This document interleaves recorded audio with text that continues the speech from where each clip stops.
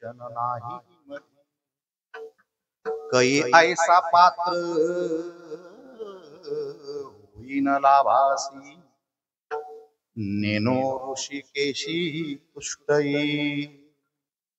तुका म्हणे धन्य धन्य मानीन संचित, घेईन ते नित्य प्रेम सुख नाटवून देह.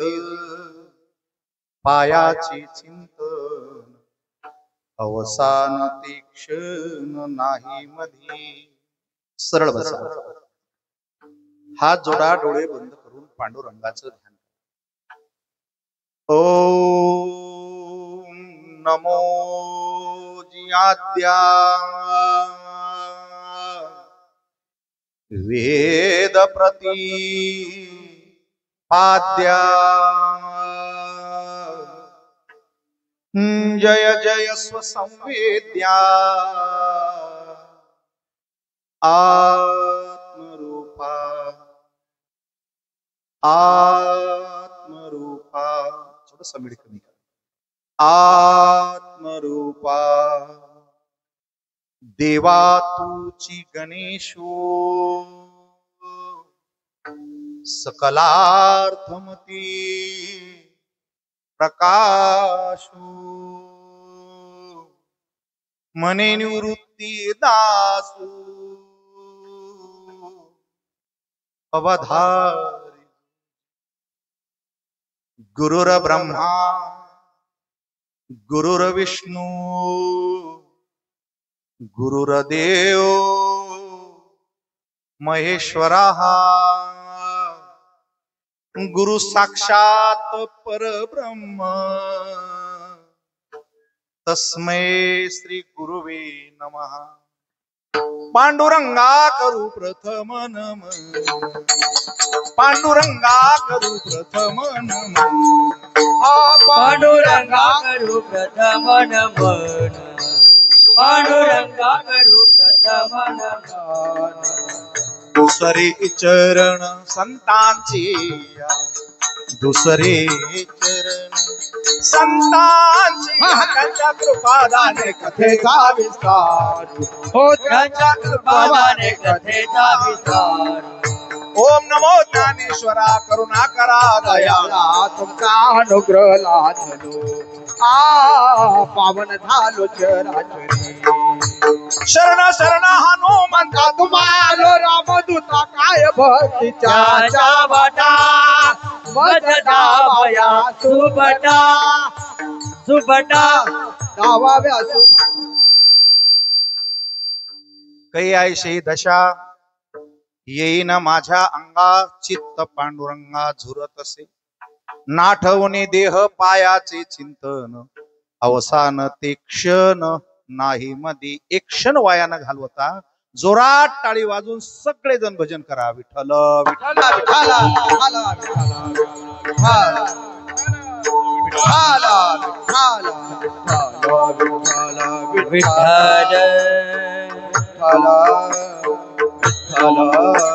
विठ्ठल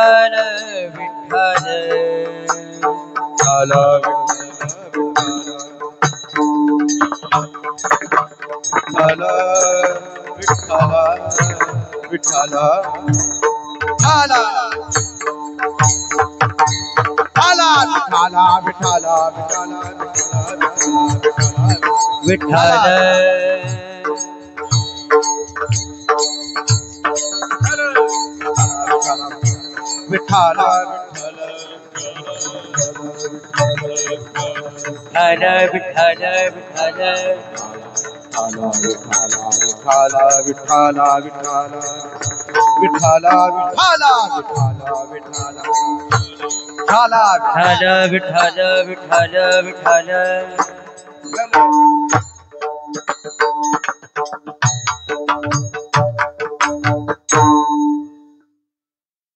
संत शिरोमणी श्री ज्ञानेश्वर माऊली तत्वज्ञ जगद्गुरु संत श्री तुकाराम महाराज आणि समचरणा पांडुरंगाच्या चरणी आईसाहेब रखुमाईच्या चरणी 12 वर्ष भक्ती केलेल्या तपपूर्ती सोहळ्याच्या मागणी प्रकरणात जोरात टाळी वाजून पांडुरंगाला कोटी कोटी कोटी त्रिवार अभिवादन. आपल्या सर्वांची श्रद्धा, प्रेरणा, ऊर्जास्थान, आपल्याला आधार देणारे आणि अभय असं असलेलं दैवत रामभक्त हनुमानजी महाराजांना 12व्या तपपुरुषी सोहळ्याच्या निमित्तानं कडकडून जोरात टाळी वाजून कोटी कोटी कोटी कोटी परिवार अभिवादन। या परिसरातील अन्य देवी देवता, कुलदेवता, आपल्या गावाच्या भूमीमध्ये मा जगजननी लक्ष्मी मातेचं मंदिर आहे, पांडुरंगाचं रखुमाईचं मंदिर आहे, रामभक्त हनुमान महाराजाचं मंदिर आहे। ज्यांनी हृदयामध्ये पांडुरंगाला स्थान दिलं ते सावता बाबांचं मंदिर आहे, संत श्रेष्ठ श्री गजानन महाराजांचं मंदिर आहे, संत श्रेष्ठ श्री साई बाबांचं मंदिर आहे। अशा पंढरी सारख्या, चारीधाम सारख्या अत्यंत पवित्र सावखेड भोई या गावाने वारकरी संप्रदायाच्या विचाराचा वारसा, वसा, स्वाभिमान 12 वर्ष वैभवशाली परंपरेत जपला, जोपासला, वाढवला, याबद्दल विश्वशांती केंद्र आळंदी, माहिती माहिती पुणे तथा समस्त वारकरी समाजाच्या वतीनं सावखेड भोई ग्रामस्थांना जोरात टाळी वाजून त्रिवार त्रिवार त्रिवार मनापासून धन्यवाद। तपपूर्ती होती आपल्या सगळ्याची, तपे विन दैव। चहा उकळण्यासाठी एक लिमिट लागतं, पातेलं आपलं असतं, गॅस आपला असतो, साखर आपल्या हातात असते, पण हीट आपल्या हातात नसते। ते उकळण्यासाठी तेवढा वेळ जाऊ द्यावा लागतो, त्याच्याशिवाय साध्या कपभर चहाला चव येत नाही। तसं देवाचं नाव गोड होण्यासाठी 12 वर्षाचं पहिलं तप पूर्ण करावं लागतं, त्याशिवाय त्यालाही चव येत नाही। अशा या तपपूर्ती सोहळ्याच्या निमित्ताने गावाने जणू दुसरी पंढरीच अवतीर्ण केली। या विदर्भामध्ये कधी नव्हे एवढे उत्तम गायक, वादक, काय सांगू तुम्हाला। आमचे भजन मृदंग भीष्म भरत महाराज पठाडे 7 दिवस या गावात राहतायत म्हणजे काय, जोरात टाळी वाजवा। ही माझ्या घरची माणसं आहे, माझ्या मंचाची माणसं आहे। आमच्याकडे विश्वगान लता मंगेशकरापासून तर उद्धव बापू शिंदे तुमच्यापर्यंत सगळ्यांची भजन आहे। यावर्षी तुमच्या दोघांचंही भजन आहे आमच्याकडे, त्यामुळे ही माझ्याच घरची माणसं आहे। आमच्याकडे एक उद्धव बापू शिंदे आहेत पंडित, त्याने महाराष्ट्र नाही अख्खा जग फिरून आलेत माऊलीच्या नावावर। आणि आता दुसरे नवोदित आहेत उद्धव बापू शिंदे गायनाचार्य, त्यांच्यासाठी एकदा जोरात टाळी वाजवा। दुसरे आहेत आमचे रवी महाराज पवार, मोठं नाव आहे। संतोष पवार आणि रवी पवार या दोघांनी धिंगाणा घातलाय महाराष्ट्रामध्ये, जिकडे जाईल तिकडे जाईल तिकडे जाईल, छान पद्धतीनं तुमचं काम चालू आहे। मृदंगावरती छोटे मिया, लय ताकद आणि एक दिवस लय मोठा होणार तुमचा, लय मोठा होणार। आणि आता इतक्या कमी वयात जर इतकी मजल गाठली तर मी उद्धव बापूच्या बरोबर मी राहतो। पंडित शंकर बापू आपेगावकर पद्मश्री मृदंगातून, ज्यांनी नुसता दहा वाजवला तरी अंगावरती काटा यायचा आणि ब्रह्मरसाची अनुभूती यायची, त्यासाठी एकदा जोरात टाळी वाजवा। माझ्या पाठीमागे उभे असलेले आमचे सर्व बाकीचे टाळकरी, विनेकरी, उत्तम अशी संस्कृतीची जाणीव असून वारकरी संप्रदायामध्ये ज्यांनी आपलं वेगळं स्थान निर्माण केलं, ते सोमनाथ भाऊ हिवाळे, त्यांचा सर्व परिवार, मलाही मनापासून धन्यवाद। ज्या गावाने तपपूर्ती सोहळ्याच्या निमित्तानं आपल्या कष्टातून, कमाईतून भगवंताच्या चरणाशी आपली केलेली 12 वर्षाची सेवा निर्विघ्नपणाने पार पडावी, यासाठी गावाचं गोकुळ केलं, रस्ते स्वच्छ केले, गुढ्या उभारल्या, दररोज सकाळी काकडा भजन आहे, विष्णू सहस्रनाम आहे, गाथ्याचं भजन आहे, रामायण आहे, प्रवचन आहे, हरिपाठ आहे। आणि महाराष्ट्रातल्या या परिसरात ज्यांना कधी कोणी आणू शकलं नाही असे उत्तम दर्जाचे हिमालयाच्या उंचीचे सगळे कीर्तनकार या स्टेजवरून आणून आमच्या माऊली आणि तुकोबरायांचा बहुमान आपण वाढवल्याबद्दल मी ग्रामस्थांना पुन्हा पुन्हा पुन्हा पुन्हा पुन्हा पुन्हा धन्यवाद। या 8 दिवसामध्ये गावात अन्नपूर्णे मातेची मोठी कृपा आणि एवढी शक्ती दिली मला। सावखेड भोई फार वर्षापासून माहिती आहे। मी 1983 ला रामचरणदास महाराज यांच्या सेवेसाठी दगडवाडीला राहत असताना या सगळ्या गावाचा मला परिचय आहे। आणि 83 ची ही सावखेड भोई जर ध्यानात आणली तर आपल्याला सप्ताह जर केला तर टाळकऱ्याला किंवा महाराजाला कोणी घरी नेत नव्हतं, कारण गादीच नसायची, इतकी परिस्थिती बिकट असायची त्या भागात। आणि आज एक एक जण अख्ख्या गावाला जेव घालतोय, एक एक जण दिग्गज कीर्तनकाराला आणतो, पांडुरंगाने तुम्हाला भरभरून दिला. आज असा दिवस आहे की 12 वर्षे जे तुम्ही केलंय ते सगळं मला हिशोब करून पांडुरंगाच्या दरबारात टाकून त्याची मंजुरी आणायची. त्याला मागणी म्हणतात. हा, मंजुरी. आज पत्र तयार झालं पाहिजे ना. 12 वर्ष केले तर त्याचं क्रेडिट मिळालं पाहिजे. आणि हा 12 वर्षाचा अतिशय महत्वाचा कीर्तनाचा भाग आपल्या सर्व ग्रामस्थांनी माझी आठवण करून मला या 12 वर्षाच्या तपपूर्तीच्या सोहळ्याच्या निमित्तानं मागणी पर या प्रकरणाला आणि उद्या काल्याच्या कीर्तनाला पात्र समजलं याबद्दल मी तुमच्या सगळ्यांचा मनापासून खूप खूप आभारी. हरी आपचे संदीप सर कायंदे जे माझे मेहुणे आहेत, आता देऊळवर सर आहे, विजय डोईफोडे सर आणि गणेशराव जाधव, या तिघांनी मला ही तारीख कमीत कमी 10 महिन्यापूर्वी दिली. आणि बरं झालं तुम्ही तेव्हा दिली. आता मी तुम्हाला भेटलोच नसतो. आता मी पूर्ण बुक आहे.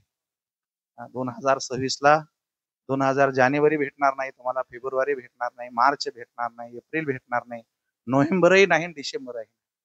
त्यामुळे एवढ्या दिवसाचं बुकिंग तुमच्या कामी आलं.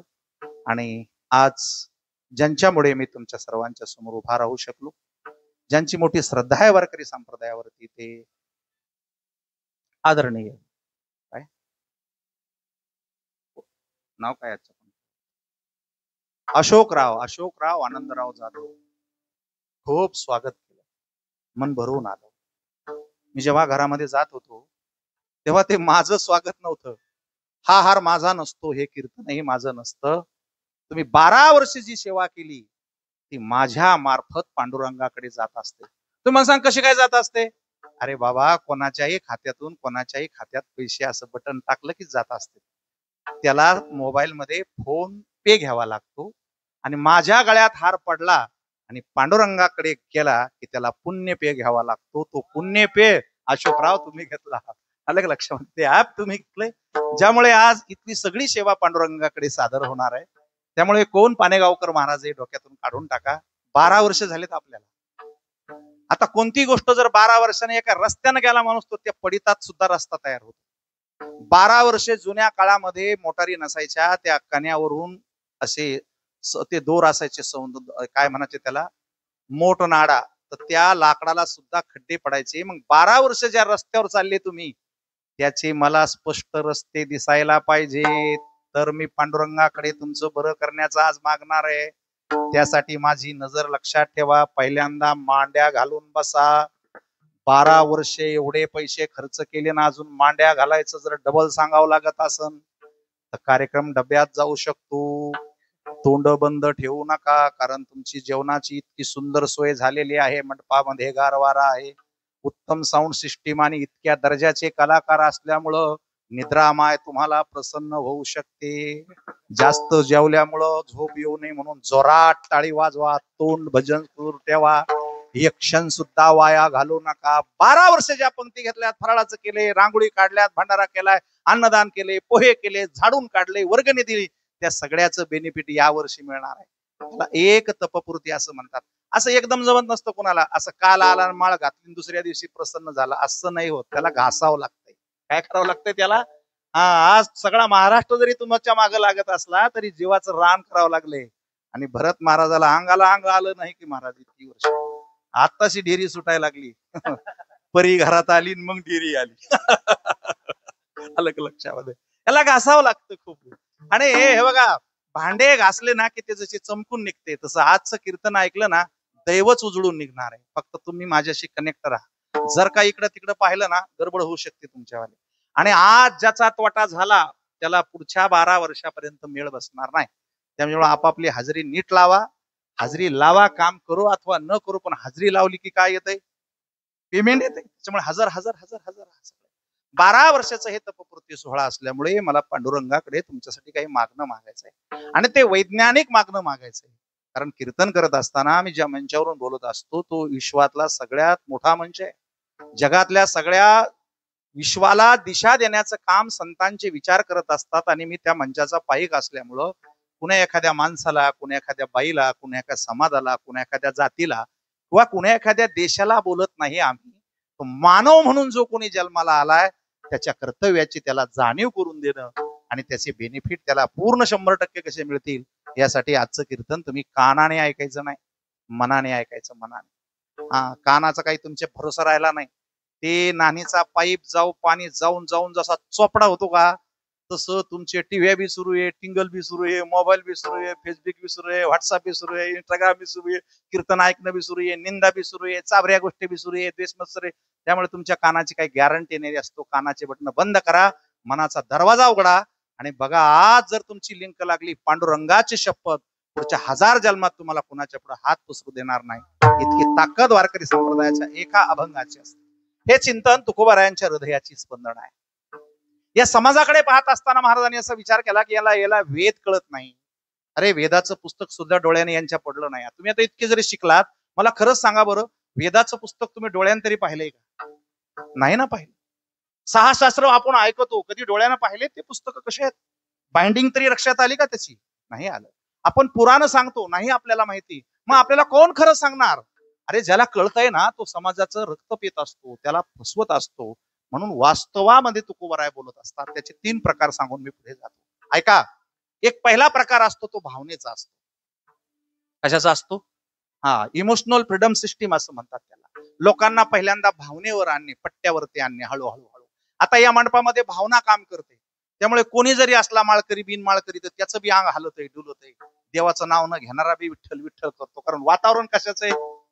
भावनेचं आहे. पावसाळ्याचं वातावरण कळतं तुम्हाला, उन्हाळ्याचं वातावरण कळतं तुम्हाला, थंडीचं वातावरण तुम्हाला कळतं. तसं इथं फ्रीडम कशाचं आहे? तर भावनेचं आहे, इमोशनल आहे. इथे कीर्तनातून, भजनातून, वाक्यातून, शब्दातून, रचनातून तुमच्या भावनेला खेळवल्या जातं. आणि ती भावना जर शुद्ध झाली तर पांडुरंगाची तिथेच भेट होती. ही या मंडपाची ताकद आहे. भावे विन देव न कळे संत, भावे विन देव न कळे भावे संत भावे बिन देव न कळे भावे विन देव न कळे संदेव. गुरु विना अनुभव कैसा कळे, गुरु विना अनुभव कैसा कळे. भावे बिन देव न कळे संत गुरु विना अनुभव कैसा कळे, गुरु विना अनुभव कैसा कळे, कैसा कळे, कैसा कळे. आता अडचण आली आहे बरं का? म्हणले भावनेचा अनुभव येण्यासाठी अगोदर गुरु करावा लागतो. बहुतेक आपल्यातले बिगर गुरुचेच आहेत. गुरुची यांची काही भेट झाली नाही. मनानच मानलेले गुरु आहेत. आणि ते गुरु मनासारखे वागले तर मग यायचं जमत नाही, तर मग गुरुच्या बापाचे बाप होऊन बसते. म्हणजे आताच्या काळात असे महाराजाला गुरु मानायचं आणि त्याला आपल्यासारखं नाचवायचं. असं कुठं गुरु असतो का? तनु मनु जीवे शरणासी लागावे, अगरवता करावे, नित्य समर्पण होऊन जी सेवा केली जाते तो गुरु लागतो. आणि तो गुरु जो नसेल तर अनुभव येणार तरी कसा आपल्याला? आणि म्हणून तो अनुभव येण्यासाठी मी तुम्हाला नीट सांगतो, भावनाच्या कसा गडबड असते लक्षात ठेवा. बघा, 200-250 लोकांना घेऊन विमानाचं उड्डाण होत असतं, फ्लॅट होत असतं. आणि विमानाचं फ्लॅटिंग झालं की 10-15 मिनिटांनी त्याच्यातला एक माणूस सीटावरचा उठतो, पिस्तूल काढतो आणि विमान चालवण्याच्या कानसोडाला लावतो. मी सांगन तिकडे चाल. मग जेवढे 250 लोक विमानात बसलेले असते त्यांचे डबल टिबल इंडिकेटर लागते की आपलं विमान ब्लॅकमेल झालं. आता या माणसाच्या मनावर हे समुद्रात पाडायचं, याचं धुपन करायचं, याला मारून टाकायचं. त्याच्यामुळे आवाज सुद्धा करू देत नाही. ते असं पिस्तूल फिरत, हात आवाज करायचा नाही, आवाज करायचा नाही. तसं मी तुमच्याकडे पाहतो, चप्पल पायात ठेवायची नाही, लांबवले ना गुडघे तू. हे इमान कोसळणार आहे आपलं, तिकडं नाही पाहायचं. ही भावना आणि हे जीवन मातीत जाणार आहे, संपणार आहे, याचा नाश होणार आहे, कारण पिस्तूल कानाला लावलेलं आहे. मग करायचं काय? त्या माणसाच्या मनावर असतं. तसं आपलं जीवन आपल्याला कळत नसतं, ते कुणाच्या तरी हातात द्यावं लागतं. आणि त्या हातात द्यायचं त्याचं नाव गुरु असतं. तो ठरवतो तुमचं इमान कुठं उतरायचं. हे समजलं नसेल तर पुढे जाऊयात आपण. लांबवलीन तू पाय, सवय सवय सवय, वळण म्हणते त्याला, वळण वळण वळण. वळण वावरातलं नाही, अंगात बी असतं. मांडी घालून बाईस. तुम्हाला माहिती आहे, सगळ्यात शक्तिमान होते अर्जुन आणि कर्ण. इतकी ताकद होती की इंद्राला सुद्धा जिंकलं होतं. थोडासा इफेक्ट असावा, काहीच अडचण नव्हती त्यांच्या शक्तीबद्दल, सामर्थ्याबद्दल यत्किंची शंका नव्हती. पण इमोशनल सिस्टीम काय करते, भावनिक सिस्टीम काय करते? जेव्हा युद्ध सुरू झालं तेव्हा अर्जुन कृष्णाला म्हणतात, हे भगवान, मला जरा बघायचंय, पश्यन शृणन स्पर्शन, की कोण लोक माझ्या युद्धासाठी आलेली आहेत, मला जरा डोळ्याने बघायचं. भगवंताने तो रथ तिथे समोर आणला. अर्जुन खाली उतरले, समोर काय दिसलं माहितीये? चुलत भाऊ, चुलते, मेवणे, चुलत साडू, गुरु, गावातले, भावकीतले. त्याने कृष्णाकडे पाहिलं. कृष्णा, अरे यांना मारून मला राजा व्हायचंय, नको मला ते युद्ध. सिदंती मम गात्राणी मुखम च परिशुष्यती वेपतुषे शरीरे मे रोमहर्षस्य जायते. हाय, हातातलं धनुष्य थरथर थरथर कापा लागलं, गुडघे टेकून खाली बसला. त्याला म्हणतात इमोशनल फ्रीडम. जर त्याच्यात ते संपले असते तर अर्जुनाचं नाव कधी मोठं झालं नसतं. म्हणून गीतेचा जन्म झाला. ए अर्जुना, उठ, उत्तिष्ठ प्राप्य वरान्न बोध, हातामध्ये धनुष्य घे. अरे हरलात तरी तुझं पृथ्वीवर नाव राहील आणि जिंकलात तर स्वर्गाला जाशील. चल करबद्ध. आणि म्हणून आजचं कीर्तन कशाचं आहे माहितीये तुम्हाला? तुम्ही ज्या भक्तीने या मंदिरात 12 वर्ष आलात ना, इथे तुमच्या भावनेला मला योग्य प्रकारे स्थान द्यायचं. म्हणून इमोशनल सिस्टीमला कृष्णाची जशी गरज असते तसं इमोशनलच्या वर एक पायरी असते, भावनेच्या वर एक पायरी असते, तिचं नाव असतं कल्पना. भावनिक आणि काल्पनिक. काल्पनिक म्हणजे काय? तुमच्या डोक्यात बसलेलं आहे स्वर्ग, मृत्यू, नरक. त्याच्यातले बरेच जण असं म्हणतात, काही पोथी प्रबोधन करणारे माणसं सुद्धा म्हणते निर्भयस, दान दी, वर्गनिधी, नाही तर मग नरकात जाशील. याची इंडिकेटर लागेल. नरकात जाशील म्हणल्यावर मिळाल्यावर आपण मरणार, नरकात जाणार. आज तुकाराम महाराजांच्या मुखातून ऐकायचं, नरक नावाची काही सिस्टीम बिस्टीम नाही. वरचे लोक संडासलाच जात नाही. ते देव आहेत, ते चहा पित नाही, कॉफी घेत नाही, वडापाव घेत नाही, नाश्ता करीत नाही, त्यांना घाम येत नाही, त्यांना तहान येत नाही, त्यांना भूक लागत नाही, ते अमृत पितात. त्याच्यामुळे त्यांना जेवण नाही, आणि जेवण नाही म्हणून त्यांना संडास नाही. आणि जर देवाला संडास आली असती समजा, महादेव पार्वती प्रवासाला निघाले असते पंढरपूरकडे, आणि गणपतीचं पोट पिळून जर आला असतं तर पार्वती म्हणली असती, बैस बाळा सगळं आपलंच आहे. आणि जर गणपतीनं संडास केली असती तर मंडपाच्या बाहेर बसलेल्या एखाद्या माणसाच्या अंगावरती पडली असती. पण असं काही अजून झालं? वर नरक नाही. याच्यातले बरेच जण खुश झाले असतील, वर नरक नाही म्हणल्यावर धिंगाणा धिंगाणा. नरक खाली आहे, खाली आहे, खाली आहे. ज्या दिवशी तुमची शाळा सुटली अर्ध्या मधात, त्या दिवशी तुमचा एक पाय नरकात गेला. आणि ज्या दिवशी तुम्ही दुर्बुद्धी घेऊन जेव्हा वागता त्या दिवशी तुम्ही अख्खे नरकात. अरे नरक परवडतो. संडाचा वास कमीत कमी फक्त गल्लीत आणि घरात तरी येतो, पण वाईट वागणाराचा वास अरे दुनियात कोणत्या ठिकाणी काढला तर लोक म्हणते बंद करणार. काय त्याचं नाव काढतो म्हणजे त्याचा वास जगातल्या कानाकोपऱ्याचा. नीट आहे का? अरे संडास परवडतय, निदान तिला पाण्यानं धुवून तरी काढता येतो. पण वाईट वागणारा मरून 50 वर्ष झाले लोकांना नाव काढत. लोक म्हणते अरे कशाला कशाला करतो त्याचं नाव. आजही जे लोक वाईट वागले त्यांची आजही ग्रंथात निंदाच होत राहते. म्हणून तुकाराम महाराज हे तत्वज्ञानी संत आहेत. मला तुम्हाला त्या अज्ञानातून बाहेर काढायचंय, त्या नरकातून बाहेर काढायचंय. ज्यांनी शाळा सोडल्या, जे अभ्यास करत नाही, जे विवेकी नाही, ज्यांनी दुर्गुणाचा संग केलेला आहे, जे विकारात वागतायत, जे सामाजिक आणि कौटुंबिक सौख्य बिघडून टाकतात, ही माणसं नरकातच गेलेली असतात. मोक्ष तरी काय? मोक्ष म्हणजे काय? देवदेव करण्याच्या कल्पना आहे का तुमच्या अशा की मी मेल्यावर मला देव एक खोली देईन, तिच्या संडास बाथरूम खाण्यापिण्याची सोय असेल? ना ना ना. वर मोक्ष नसतो. ज्याला कोणाचंच बंधन राहिलं नाही ते नित्य मोक्षामध्ये असतात. हे योगी आप आहे दिवाळी निरंतर. चला 3 फ्रीडम 2 सांगितले मी तुम्हाला. एक आहे भावनिक. हे भावनिक लोक होते, आणि भावनिक राहायचं नाही. त्याचं कारण असं आहे, तुमची भावना गॅरंटीची नाही. सोमवार आला की ओम नमः शिवाय, ओम नमः शिवाय, ओम नमः शिवाय. श्रावण महिना आला की असे दाढ्या राखीते, कटिंग करीत नाही, महादेव महादेव बेलाला पान ठेवत नाही, आणि करीच्या दिवशी कोंबड्याचा असा जीव घेते, कोंबड जिवंत राहू देत नाही. काय करतो त्या भावनेला? श्राम सोमवारी महादेवाचं नाव घेतो, मंगळवारी देवीच्या पुढे देवदेव करतो, बुधवारी पांडुरंगाच्या पुढे हात ठोकतो, गुरुवारी दत्तात्रेयाची भक्ती करतो, शुक्रवारी देवीची भक्ती करतो, शनिवारी शनिदेवाची भक्ती करतो. अशी भक्ती नसते.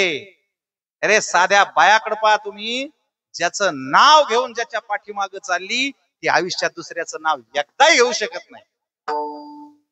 काय तुमचा देवदेव आहे, विठ्ठल काय, महादेव काय, आम्ही घरात बसलो की आमच्या डोक्यातच त्रास होतो. माणूस आमच्या देवदेव करणारा पांडुरंगाचा भक्त, त्याच्या घरी जाऊन बसलो की त्याची बायको स्वामी समर्थ, स्वामी समर्थ स्वामी सुन जय गजानन श्री गजानन जय गजानन श्री पोरग जय जय मल्हारी कडू. अरे इतक्या पक्षाचे माणसं घरात आणल्यावर कोण्या पक्षानं निवडून द्यावं? आमचा एकच पक्ष आहे, त्याचं नाव आहे देवराव. आणि दुसऱ्याचं नाव तुम्ही इथे बसलेल्या कोणत्या बाईला म्हणा, तुम्ही अशा हातात बंडल घ्या आणि अशा जाहीर लोकात इतक्या सांगा म्हणा फक्त माझं नाव घे. तुला ती म्हणते टंबरेल, मी ज्याचं नाव घेतलं त्यांनी अख्खी स्टेट देतील, एका चपलानं जाणीन तुला. अरे एक साधी बाई दुसऱ्याचं नाव घेऊ शकत नाही तर तुमची भावना पांडुरंग सोडून दुसऱ्याकडे जातीच कशी? तुमचा होल मजबूत असला पाहिजे, तुमचं अधिष्ठान एक असलं पाहिजे, तुमचं ध्येय एक असलं पाहिजे. बघा एक माणूस होता, एसटी आली का आत जायचं, उपरण्यानं 3 सीटाची जागा धरायचं, कोणी बसलं त्याला माझं वाट भांडण करायचा, मारामारी करायचं, कोणालाच बसू द्यायचं ना, अख्खं सीट तिनं धरायचं. आणि गाडी बस स्टँडच्या पुढे आली की कंडक्टरला म्हणायचं कुठं चालली एसटी? तो म्हणे चिखलीला. किंवा म्हणे मग बेल द्या मला, उभं कर, मला जालन्याला जायचं. सकाळपासून असं सुरू होतं. एक जण म्हणला कान सोळात देऊन तुला नेमकं कोण्या गावाला जायचं? तसं तुम्हाला मी आज विचारतोय, 12 वर्ष देव केला, नेमकं जायचंय कुण्या गावाला? कुण्या गावाला जायचंय? सुखाच्या गावाला जायचंय का दुःखाच्या गावाला जायचंय? कल्पनेच्या गावाला जायचंय का भावनेच्या गावाला जायचं? जायचंय कुण्या गावाला? आणि म्हणून आजचं कीर्तन हे भावनिकही नाही, काल्पनिकही नाही, वास्तविक आहे. काय आहे? हो, वास्तविक कीर्तन आहे ते आहे. असं आहे, पटलं तर घे, नंतर जा तिकडे. एक साधी वांगे विकणारी बाई असती, 20 रुपये पावशेरना वांगे देती. एखादा चॅप्टर त्याच्या डोक्याला उगाच आपलं बेजार करत असतो, मोठाले झेन, किडके झेन, ढोबळे झेन, 10 देती का? ती म्हणली घ्यायची असली तर घे, नाही तर चल वट फट. तसं मी आज तुम्हाला वास्तवात नेणार आहे. पटलं तर हेच करेक्ट, नाहीतर फुट. असं जर तुमचं जमलं आता तर तुमचं 12 वर्ष झालं म्हणजे फक्त तवा तपला. काय झाला? फक्त तवा तपला. आता तवा तपल्यानंतर तुम्हाला पुढचे 12 वर्ष अजून चांगले विवेकी कीर्तनकार आणावं लागतील, सिद्ध कीर्तनकार आणावं लागतील. प्रसिद्ध नाही, सिद्ध कीर्तनकार आणले तर तुमच्या दिशा योग्य होतील, जगणं व्यवस्थित होईल, वास्तवात याल. आणि असं पुढचे 12 वर्ष राहिले की मग तुमच्या वागण्यात थोडी थोडी चमक येईल. त्याला रौप्य महोत्सव असं म्हणतात. रौप्य महोत्सव. हो हो. आणि तो रौप्य महोत्सव जर व्यवस्थितपणे पार पाडला, म्हणजे मळमळ अंगात राहिली नाही, मनात राहिली नाही, तर पुन्हा 12 वर्षापासून पुढचे जे 12 वर्षे 36 वर्षापर्यंत जाणारे तो तुमचा रजत महोत्सव आणि नंतर सुवर्ण महोत्सव. आणि एकदा का तुम्ही सोनं झालं आणि बोटाची अंगठी कुठेही पडली हरवली, मातीत 100 वर्षे राहिली, ज्याच्या हातात पडन त्यानं पुसली की तितकेच पैसे देईल. तसं आजचं कीर्तन ऐकून जगात तुम्ही कोणाच्याही बरोबर राहिले तर तुमच्यात इतकाही सुद्धा फरक पडू नये. तुमचं व्हॅल्युशन, तुमचं जीवन, तुमचं लाईफ इतकं करेक्ट राहावं, यासाठी आजचं कीर्तन तुमच्यासाठी लय महत्वाचं. तुकाराम महाराज येते, पांडुरंगा विठ्ठला माय बापा, मी माणूस आहे. माझ्या लक्षात आलंय की सकाळ झाली की दुपार होती, दुपार झाली की संध्याकाळ होती. पांडुरंगा, मला माहित आहे की एखाद्या बीजातून एखादं कळी येते, त्या कळीचं फुल होतं, त्या फुलाचं फळ होतं, त्या फळात बिया येतात आणि फळ संपत. मला माहित आहे बालपण येतं, तरुणपण येतं, म्हातारपण येतं आणि संपून जावं लागतं. मी कुत्रा मांजर नाहीये, सगळ्याच्या अवस्थेत बदल करता येत नाही, पण मला बदल करता येतो. आणि म्हणून तुकाराम महाराजांनी देवाकडे जे मागणं मागितलंय ते मागणं 12 वर्ष तुम्ही देव केल्यामुळे मी तुमच्या सगळ्यासाठी मागणार आहे. माझ्यासाठी नाही, तुमच्यासाठी मागणार आहे. त्याच्यासाठी तुम्ही घ्यायला तयार राहा. हृदयाचा दरवाजा मोठा करा आणि कीर्तन ऐकत असताना 3 फॉल्ट काढून टाका. बस 100% तुम्हाला फायदा होणार. कसा फायदा होणार? ऐका. जर तुम्हाला या मंडपामध्ये बेनिफिट पाहिजे असतील, ईश्वराकडे जायचं असेल, तर पहिला तुमच्या अंगात गुण असला पाहिजे, तुमच्या नजरामध्ये पाप नसलं पाहिजे. काय हो तुकाराम महाराज कधी कळतील या समाजाला? गाथा लिहायला घेतली आणि महाराजाचं लक्षण सांगितलं. पांडुरंगा, नीट आहे का? आज तुम्ही संसारातली माणसं आहात, देण्यानं घेण्यानं भावनेनं खूप बेजार होता. तापत्रय तापती साधू ते गिवसिती, भगवे देखोनी म्हणती तारा स्वामी. या अंगावर असे भगवे कपडे दिसले की बेजार झालेला माणूस म्हणतो, महाराज वाचवा, बाबा वाचवा. हे बाबाचे भगवे कपडे हे बाबाचं लक्षण नाही. 12 वर्ष झालं माझं काम आहे तुम्हाला सांगणं. मी तुम्हाला महाराजाचे लक्षण सांगतो. जे लक्षणावरून डॉक्टरला रोगी कळतो, तुम्हाला बी कळत. लय शहाणे आहेत तुम्ही, येड्यावानी करू नका. तुम्हाला कोणी सांगितलं समजत नाही, तुम्हाला लय समजत. मला सांगा, ज्याचे डोळे पिवळे पडे, गाल पिवळे पडे, हात पिवळे पडे, त्याला कोणता रोग झाला? वा वा वा वा, किती शहाणी माणसं.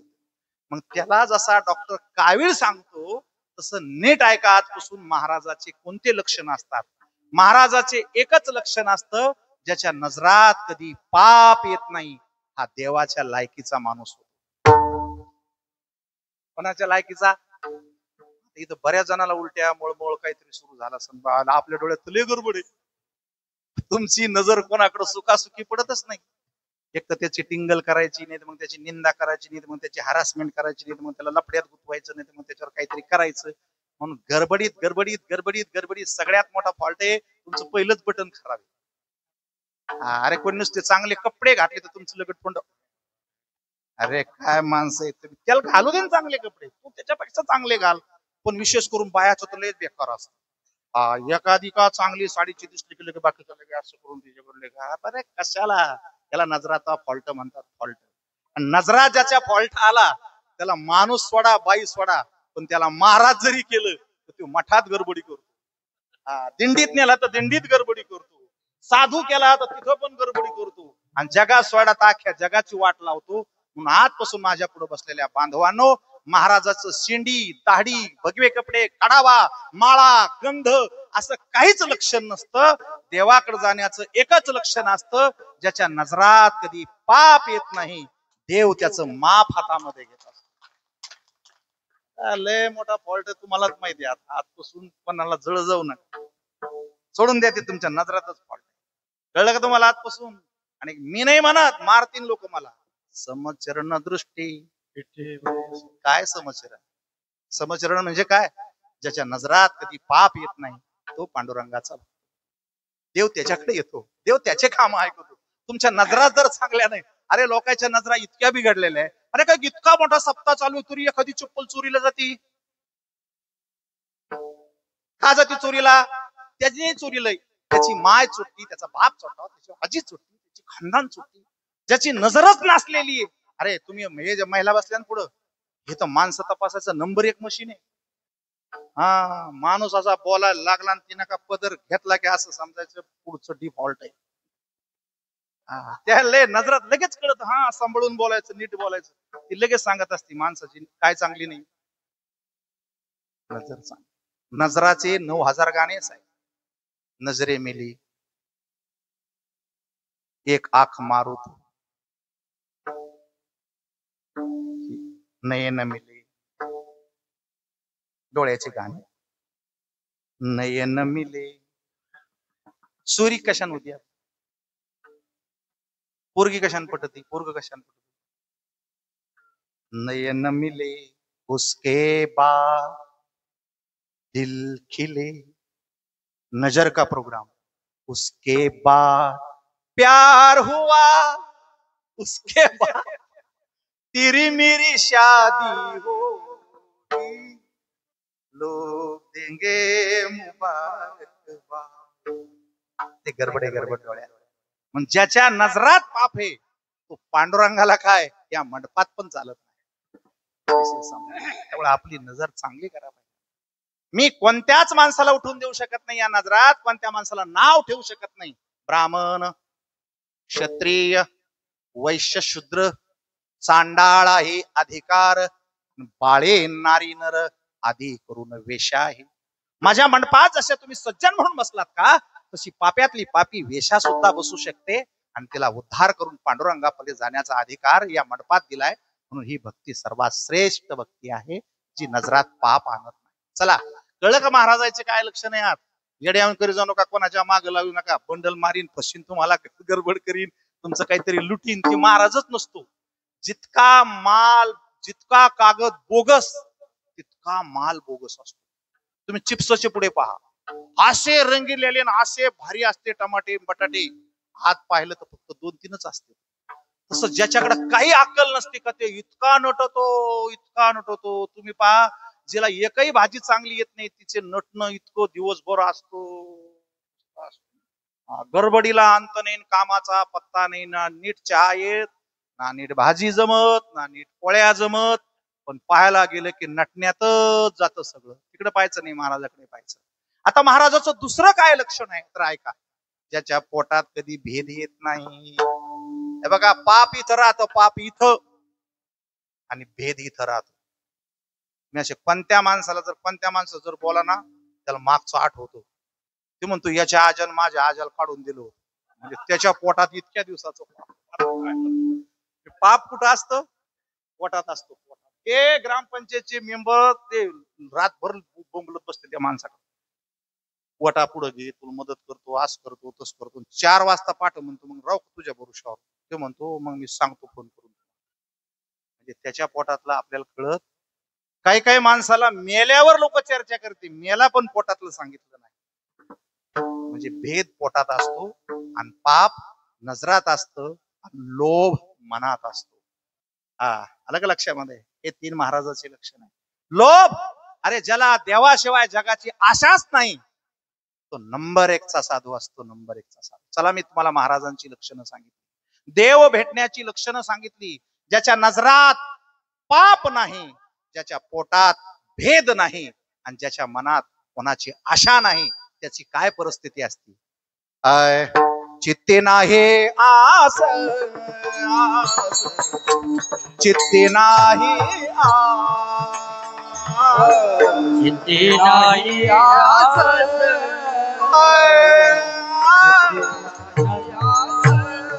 आस, चित्ते नाही आस, आस, चित्ते नाही आस, चित्ते नाही आस,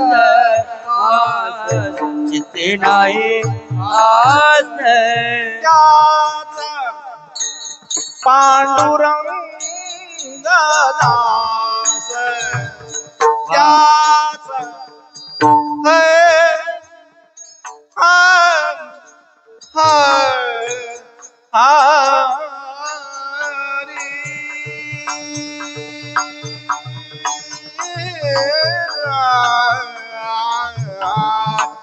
त्याचा त्याचा पांडुरंग दास, चित्ते नाही आस, चित्ते नाही आस, त्याचा पांडुरंग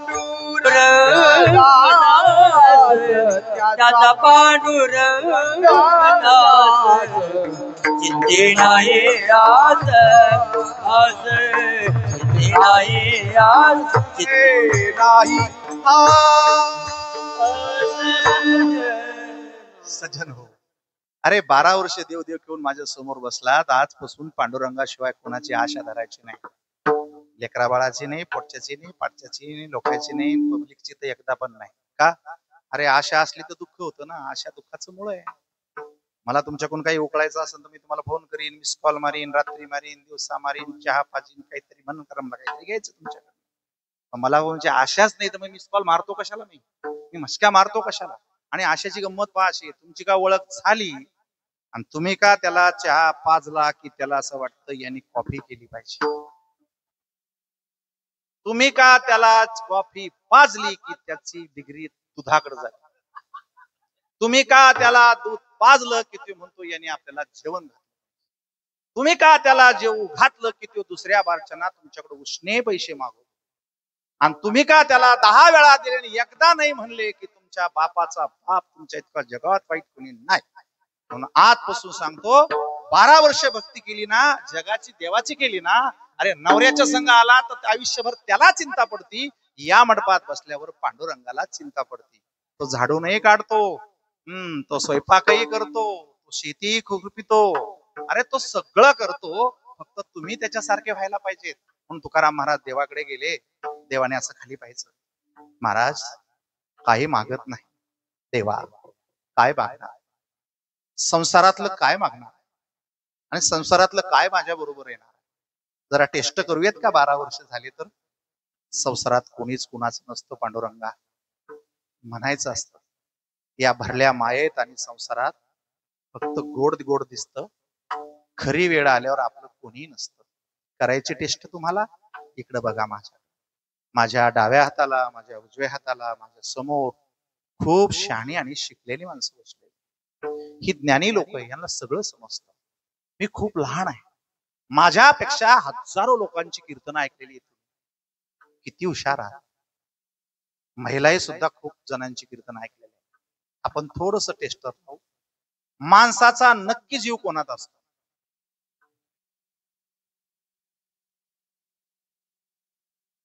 मला विचारतो, माणसा आपला नक्की जीव कोणात असतो?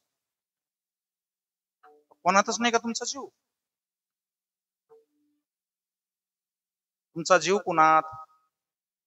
पैशात, शेतात, गाई वासरात, लेकरात? कुणात जीव आहे? उघड पडन म्हणून बोलत नाही, फक्त बायकोत जीव असतो. कोणात जीव असतो? बोलत नाही. बायकोत लय जीव असतो.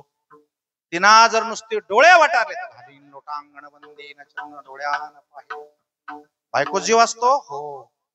जिना 9 महिने पोटात वागून लहानचं मोठं केलं, त्या दुसऱ्याच महिन्यात सोडून तिसऱ्याच खोलीत राहायला जातो, म्हणून बायकोत जीव असतो. बायको लय आवडती माणसाला. माहेराला गेलेली सहन होत नाही. कुणाकडे जर हसली ना, असा बळाच दाबा वाटतो, म्हणजे आपलीच असा वाटतो. इतकी आवडीची बायको आपली. समजा जर आता मिली तर तिच्याच बरोबर तिच्या संग सरणावर जायची कोण्या माणसाची तयारी आहे? त्यांनी वर हात करावा.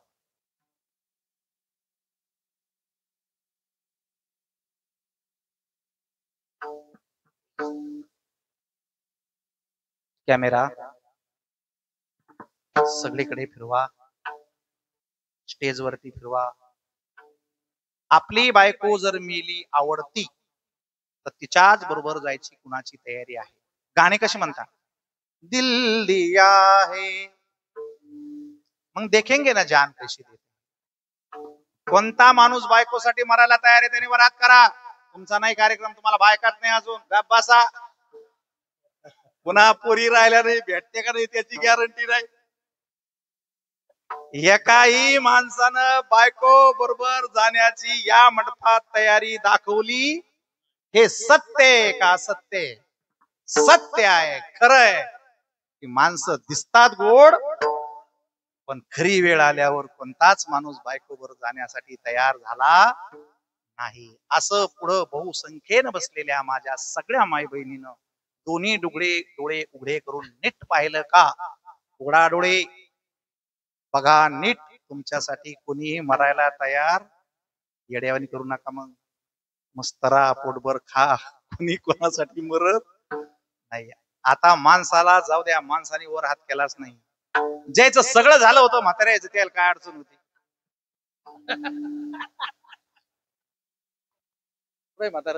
म्हातारे राहिले नाही, म्हातारे नाही राहिले. एखाद्या म्हाताऱ्यानं जर वर हात केला असता तर म्हातारीला किती भारी वाटलं असतं. बाई माझा वाघ, माझं पिल्लू, माझं असं म्हणले असते.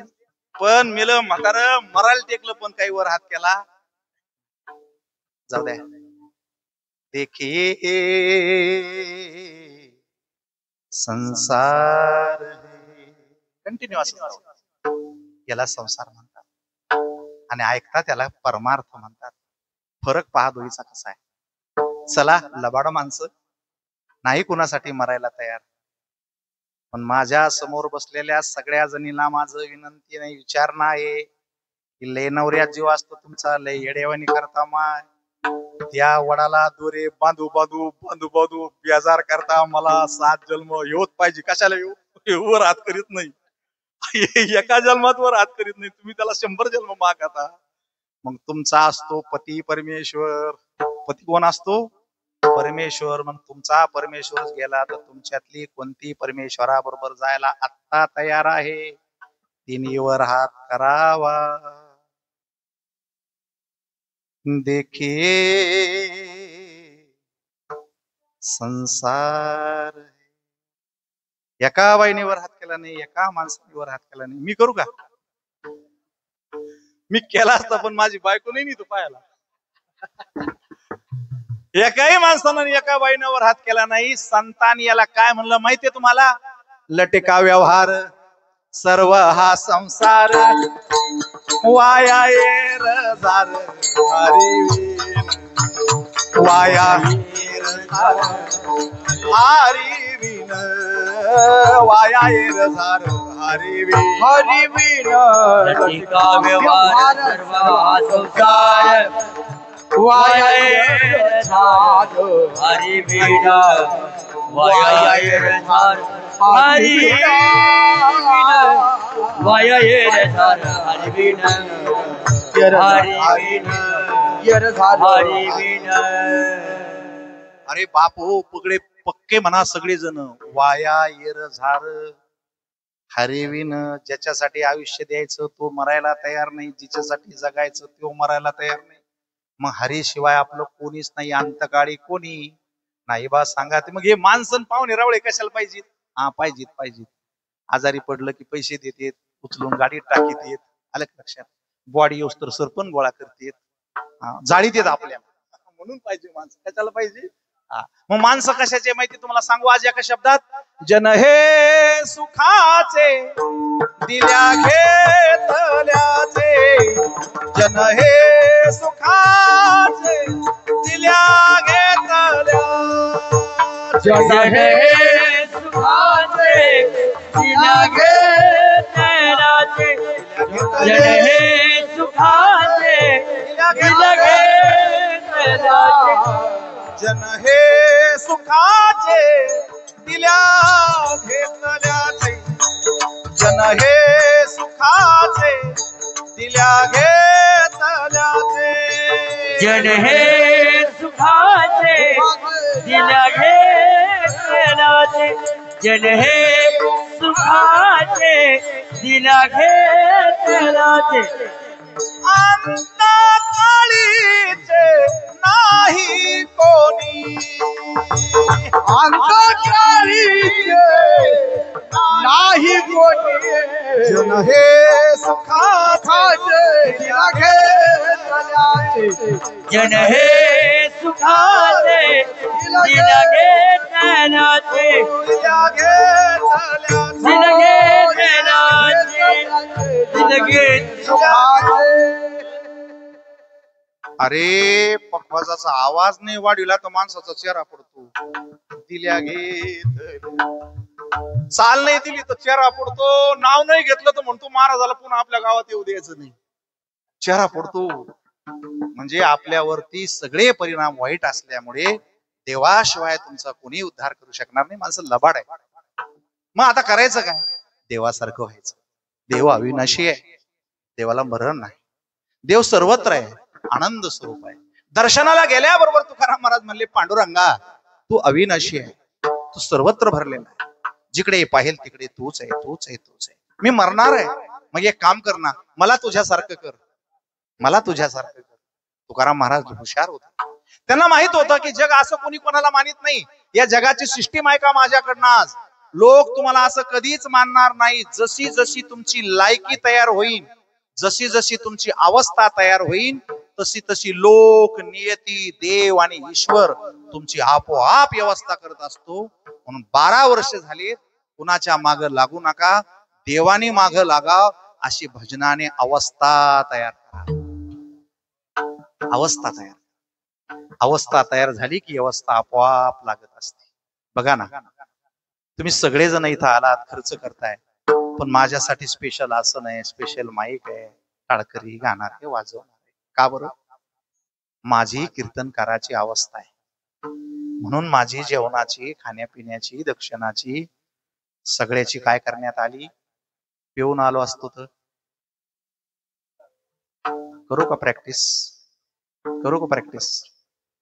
2 घोट पिऊन जर तुझ्या मायला नुसती एक शिवी दिली ना प्रॅक्टिस कर म्हणला तू अख्ख्या मंडपात जर तमाशा नाही झाला तर मग मला या कीर्तनाचा तुम्हाला 0 मिनिटात तमाशा करून देतो 0 मिनिटात धराधाऱ्या माऱ्या लगेच सुरू होणार फक्त या तोंडातून चांगल्याच्या ऐवजी फक्त एक शब्द वाईट येऊ दे म्हणून आजपासून माझ्या मायबापा हो कोणाच्या पुढे हात पसरू नका धागे दोरे बांधू नका उद्या गंडे दोरे वाऱ्या फेऱ्या मंत्र तंत्र बुवा बाजा पूजा पाती असलं काही नाटक करू नका पांडुरंगाची शपथ घेऊन सांगतो तुम्हाला तुमची जशी अवस्था असती तसा देव तुमची आपोआप व्यवस्था करत असतो.